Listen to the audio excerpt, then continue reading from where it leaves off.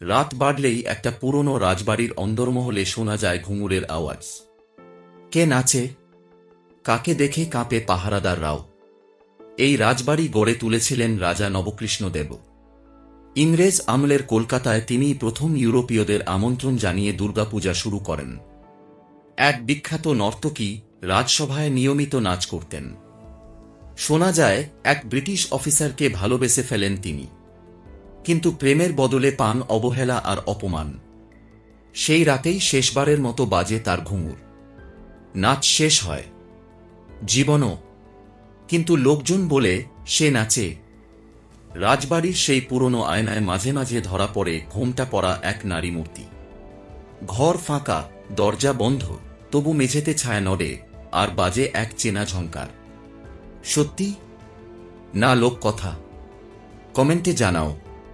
আর এরকম ইতিহাসের গায়ে লেগে থাকা রহস্য পেতে সাবস্ক্রাইব করো এখনই।